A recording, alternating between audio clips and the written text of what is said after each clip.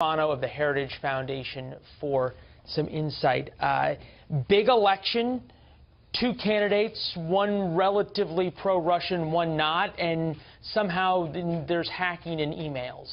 Dare we say, here we go again? Oh, absolutely. I mean, the Russians have been doing it. They were doing this before the American elections.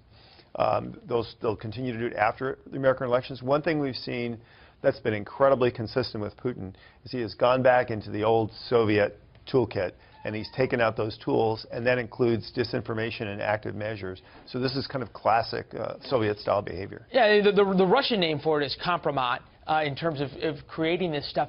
It does seem, though, that the French action, if you will, in terms of this latest email dump about Macron is kind of ham-handed. This doesn't seem to be nearly as involved as what we saw in the United States. Well, you have to remember why the Russians do this and why you conduct disinformation and active measure campaigns.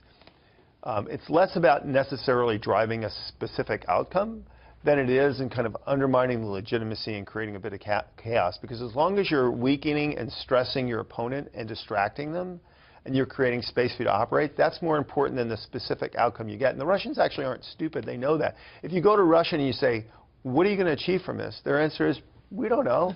You know, we throw it over there and we see what happens. If it creates a little chaos, then good. If it doesn't, we do something else. What are you hearing inside Russia to that point? Do they view whatever they did in the U.S. elections as a success?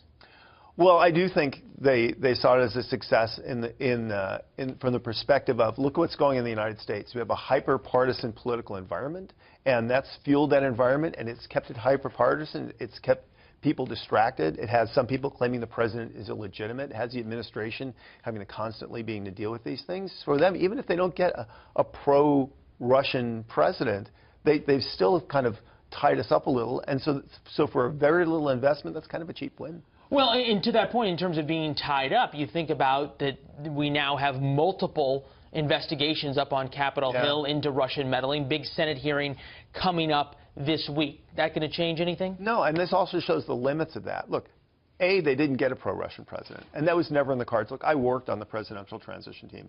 There was never anything in the plan that said, let's be, you know, weak on Putin or kind of lame on NATO. It just was never in the plan. So they were never going to get a pro-Russian president, and they didn't get one. So that got them nothing. And in a sense, even if the United States wanted to do something nice with the Russians now, it's going to be very, very difficult. Everybody in Congress hates them. The administration would be criticized. But I think all these the political kind of trying to demonstrate collusion. I mean, you don't know what you don't know, obviously, and I don't know everything, but so far nothing has demonstrated anything like collusion. So it hasn't really even slowed the administration down. And in the end, it's actually weakened Putin, because now they do this stuff so much that people are getting used to it. Well, is it weakened him? It certainly hasn't weakened him internally. Well, it has, in the sense that Putin is respected when he's strong and he's pushing people around. And when he's not pushing people around, like when somebody sends a 59 cruise missile message to your ally, that does make you look weaker.